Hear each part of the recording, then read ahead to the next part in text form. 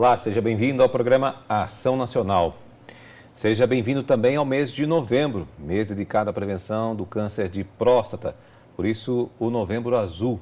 E para abordar tudo sobre este problema, eu recebo aqui a doutora Ana Paula Mittig, psicóloga do Centro de Oncologia do Hospital Veracruz, e também o doutor Ricardo Miaoka, urologista da Medicina Reprodutiva de Campinas. Obrigado pela presença de vocês dois aqui. Eu espero que tenha acertado o seu nome, né? Acertou. O nome da Miaoka, Mittig, porque eu fiquei perguntando aqui, gente, antes de começar o programa, para ver se eu acertava. Mas já acertei, eu acho que no decorrer do programa eu vou aprendendo, gente, fica tranquilo. Bom, eu queria fazer o seguinte, acho que o doutor poderia começar respondendo para a gente o que é a próstata, doutor, para a gente poder, né, falar realmente do início mesmo. Claro, Júnior. Bom, antes de mais nada, eu queria agradecer o convite para estar aqui e parabenizar pela conscientização aí dessa campanha Novembro Azul. A próstata, na verdade, é uma glândula que se localiza na pequena pelve, então ela fica escondida na pelve masculina e ela é uma glândula do tamanho mais ou menos de uma noz. E a função dela é produzir uma secreção que, na verdade, enriquece o esperma, o sêmen que contém os espermatozoides do homem, e ela também tem uma função na continência urinária. Então, basicamente, elas são as duas principais funções da glândula prostática. E por que há problema tanto nessa região? Por que se fala tanto assim do câncer de próstata? Se fala porque é uma doença muito prevalente, Júnior. O câncer de próstata, hoje, ele acomete cerca de 1 em cada 6 homens, o que representa mais ou menos 15% da população masculina. O que não quer dizer que todos os pacientes que têm esse diagnóstico vão precisar ser tratados ou que vão vir a falecer da doença. Mas a prevalência é muito alta. Então, como todas as doenças de alta prevalência, como é o caso de câncer de mama, câncer de colo de útero, é considerado um problema de saúde pública, então se faz as campanhas de screening, né, de busca ativa do diagnóstico, e não se espera que a doença se manifeste, porque sabe que a população, em geral, tem uma alta chance de apresentar a doença. Eu quero voltar aqui um pouco do que o senhor falou, que isso aqui a gente tem que dar destaque, gente. 1 a cada 6 homens provavelmente está propenso a ter o câncer de próstata. É isso? É isso aí, está correto. Gente, é um índice muito alto. É muito alto. Extremamente alto. E muito sério. Muito sério. Por isso que as campanhas de screening, né, de rastreamento, elas se iniciam a partir dos 45, 50 anos aproximadamente. Aí depende se o homem tem um fator de risco, tipo antecedente familiar. E elas vão mais ou menos até os 75, 80 anos. Por quê? A ideia do rastreamento é diagnosticar a doença que vai causar problemas para o homem durante sua vida. O que o senhor quer dizer com um rastreamento? O rastreamento é porque esse termo que nós usamos de prevenção do câncer de próstata, ele não é totalmente correto. O fato de você ir ao médico e fazer exames, você não previne a doença. Prevenir quer dizer que você consegue fazer uma ação para diminuir a incidência daquela doença. Infelizmente, a ida ao médico não faz isso. Ela possibilita nós detectarmos quem é o homem que apresenta a doença no estágio muito inicial. Então, isso é um rastreamento, né? Não é uma prevenção propriamente dita. Por que tem que ser feito geralmente acima de 30 anos? É isso que fala? 40? Geralmente a partir de 50 anos na população em geral, essa é a recomendação atual da Sociedade Brasileira de Urologia, e a partir dos 45, se o homem tem um fator de risco familiar, por exemplo, se tem um parente de primeiro grau acometido, que dobra a chance de ter a doença, os pacientes de ascendência de etiologia negra, que sabidamente é uma raça que apresenta mais esse tipo de doença, então aí recomenda-se o rastreamento a partir dos 45 anos. E tem que fazer quanto período? De 6 em 6 meses, 1 a 1 ano? A proposta inicial, em geral, é que seja feita uma vez por ano, mas as próprias sociedades, tanto americana, brasileira de urologia, têm sugerido que se faça uma personalização desse rastreamento. Então, se você entende que o paciente é de muito baixo risco, há uma autoridade do médico assistente que ele possa, de repente, personalizar esse rastreamento, fazer anual ou bianual, ou como ele entender que o paciente está seguro nesse segmento. Ana Paula, por que os homens têm tanto preconceito em relação a isso? Agora, como psicóloga. Eu acho que os homens, né? Agradeço pelo convite, em primeiro lugar, de estar aqui com o Dr. Ricardo. Eu penso que os homens já têm essa dificuldade de ir procurar uma ajuda médica, fazer o exame regularmente. Nós, mulheres, fazemos isso com uma maior frequência. Cuidamos já desde o início pela menarca, fazemos a visita ao ginecologista num tempo aí bem precocemente na adolescência. Os homens não, esse amadurecimento ele é mais natural, ele é num processo mais socialmente construído, né? Os problemas, como bem colocou o doutor Ricardo, acontecem mais tardiamente. Então, aos 45 anos, há uma preocupação com a saúde, vamos dizer, né, do urologista, a não ser que tenham sintomas aí ao longo da vida. Mas não há um paciente que te procure uma intenção de prevenir, né? Qual a média de idade aí para fazer um acompanhamento? Geralmente eu tenho visto os pacientes com procura espontânea começar a vir ao consultório a partir de uns 40 anos. 40 anos. Isso é, na verdade, uma surpresa adequada, é uma feliz surpresa, porque antes realmente eles fugiam dessa consulta inicial do urologista, e acho que, inclusive, pelas campanhas de conscientização, eles têm procurado o consultório mais cedo. Tem alguns pacientes que chegam até antes da hora, com 35, 36. Eu mesmo falo para eles, olha, o rastreamento não precisa ser iniciado nesse momento, né? Porque é desnecessário, o risco de apresentar doença nessa faixa etária é praticamente desprezível. Né? O tumor maligno mais comum entre os homens, é isso? O tumor maligno mais comum entre os homens depois do tumor de pele não melanoma. Depois do tumor de pele. Ele estima-se, na verdade, a estimativa para 2019 do INCA, se não me engano, é de cerca de 85 mil novos casos nesse ano. Nossa, isso é realmente bem assustador, gente. A gente precisa se prevenir mesmo, né? Aí, pessoal, nos homens está assistindo a gente aqui, procure o seu urologista, hein? Se você não foi ainda esse ano, vai lá, porque a situação não é tão simples assim. É melhor a gente estar sempre atento com o que está acontecendo, né? E como fazer esse trabalho de conscientização com os homens, né, na necessidade dessa prevenção, doutor? Eu acho interessante o que o doutor Ricardo falou da prevenção, da definição, que a prevenção ela vem antes. A gente pode focar em termos de qualidade de vida, o quanto a gente cuida dessa saúde antes de um diagnóstico já efetivado, né?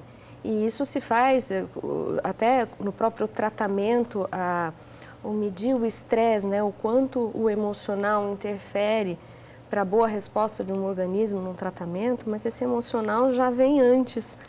O quanto você conduz a tua vida preventivamente, você pode ter alguns cuidados de fatores básicos como a alimentação, atividade física, mas principalmente esse cuidado com esse ritmo acelerado e o gerenciamento da nossa atenção, que curiosamente nos pacientes oncológicos existe mesmo, a própria Sociedade Americana, né, de Oncologia Clínica definiu um termo que chama de estresse, que é justamente definindo a experiência emocional do paciente oncológico. E define esse aumento dessa tensão, que ela se dá do ponto de vista multifatorial, que ela é emocional, ela é social e ela é espiritual. Então, veja como abarca todos os aspectos, né? E interfere na forma como o paciente vai lidar com o diagnóstico, com os efeitos do próprio tratamento e garantindo até uma sobrevida aí diante do que ele vai atravessar, né, na trajetória, né, da doença. Então, a gente está falando de um estresse emocional que a gente pode gerenciar antes, do ponto de vista preventivo da vida de todos nós, Sim. antes de um diagnóstico de uma doença grave, e podemos falar mais ainda da importância de se tratar, de ser acompanhado diante do aumento dessa tensão no tratamento de uma doença grave. Nossa, então quer dizer, o estresse também tem um papel aqui bem complicado no desenvolvimento da doença. Não é somente a questão genética e tudo que está envolvido. Aí eu concordo, porque aí sim tem um caráter de prevenção. Se você tiver consciência de que esses tipos de fatores podem aumentar a chance de você desenvolver a doença e você agir daí sim preventivamente, você teoricamente está agindo para tentar diminuir a incidência da doença. A dieta é um desses fatores, né? A gordura em excesso é um dos fatores comprovadamente, fatores ambientais, né? Comprovadamente associados a um maior índice de mortalidade por câncer de próstata em diversos países. Tá. Lá com o senhor, doutor, quando a maioria do público que acaba descobrindo isso? Que faixa de idade, mais ou menos? O senhor pode... Isso é variável, mas eu diria que a maioria dos diagnósticos sai entre 50 e 65 anos. 50 e 65 anos. Já tive pacientes mais jovens. Mas é mais raro? É mais raro. Na verdade, a incidência do câncer de próstata ela vai aumentando conforme a faixa etária. De tal forma que, por volta dos 80 anos de idade, se a gente fosse biopsiar todos os homens, praticamente 80%, 85% vão apresentar câncer de próstata na biópsia. Por isso que é importante entender que não é detectar qualquer tipo de câncer. O nosso objetivo é detectar cânceres de próstata que são agressivos e que vão, de alguma forma, prejudicar a vida do paciente ou abreviá-la. Então, tanto que as campanhas de rastreamento, a sugestão é que depois dos 75 anos, mais ou menos, seja interrompido o rastreamento. Se o paciente não tiver nenhum sintoma, tiver um PSA bem baixo e foi considerado um paciente de muito baixo risco. Porque a partir dessa idade, às vezes você não vai trazer nenhum benefício em fazer diagnóstico nesse paciente, porque ele não vai ter problemas se apresentar doença, não vai ter problema durante a vida. Você entendeu? Ok. Em dano positivo, como é que é o procedimento, doutor? Bom, primeiro é um procedimento de esclarecimento, eu acho. Esse momento do diagnóstico é um momento delicado para lidar com o paciente, é sempre uma surpresa. Ninguém acho que está preparado, né, para lidar com uma notícia desse ninguém tipo. Quer ouvir isso, ninguém né? quer, pois é. E, no entanto, é uma realidade e você tem que esclarecer o paciente. Então, é importante esclarecer o que é o diagnóstico, as possibilidades de tratamento, as possíveis morbidades envolvidas e a perspectiva de cura, que acho que geralmente são os maiores anseios, né? Não sei se a Ana quer complementar, Sim. mas acho que são os maiores anseios no momento do diagnóstico. Sim. Até para continuar com a Ana aqui, descobriu. E aí, Ana, como é que faz esse trabalho com a família, com o paciente? Porque o estresse aumenta. Sim. E é mais prejudicial ainda. É um susto. O impacto é grande. Ninguém está preparado realmente para receber uma notícia como essa. Geralmente vem como um exame, aí se vai para a biópsia, então aquela tensão já começa pela expectativa do resultado. Né? Após o resultado, costumo dizer que nessa primeira consulta com o médico, você ouve talvez 1/3 do que foi colocado ali, né? Porque o impacto é tamanho, por isso que um dos cuidados é a gente checar o que o paciente entendeu do que foi dito e como é que ele vai lidando. A primeira reação e depois o familiar ao lado. Ele adoece junto, na verdade. O familiar? O familiar. No sentido de você tem uma mudança na tua vida, você vai acompanhar esse companheiro. Então, a mudança na rotina, a mudança de hábitos até em casa, tudo muda.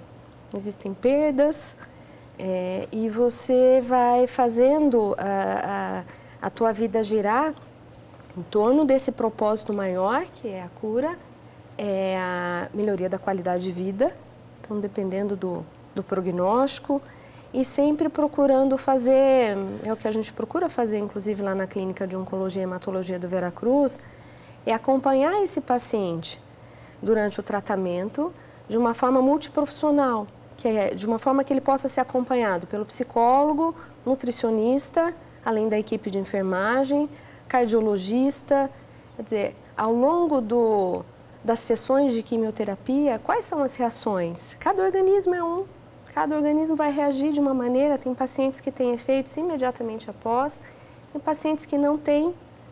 Então, você vai fazendo um plano de ação para conseguir dar um suporte para possibilitar a melhor resposta desse paciente com o apoio familiar. Então, acho que um dos pontos principais é não se sentir sozinho nessa trajetória. Você está acompanhado por uma equipe médica, por uma equipe multiprofissional que te acompanha em cada passo do seu tratamento. Então, esse acolhimento, eu acho que é um dos pontos mais fundamentais, que dão a segurança e dão uma avaliação precisa de quais os caminhos possíveis. Tem momentos em que até se precisa ser tomada a decisão. É importante, é melhor uma cirurgia ou é melhor uma quimioterapia? o que é melhor nesse momento para a vida desse paciente? Isso precisa ser conversado com o médico, com a família, com o próprio paciente. Quando tudo isso é feito de uma forma cuidadosa, esse processo é respeitado, a vontade do paciente, a condição do paciente é respeitada e você tem um desfecho melhor possível. Sim. Bom, esse é o Programa Ação Nacional que precisa ir para um rápido intervalo e nós voltamos já.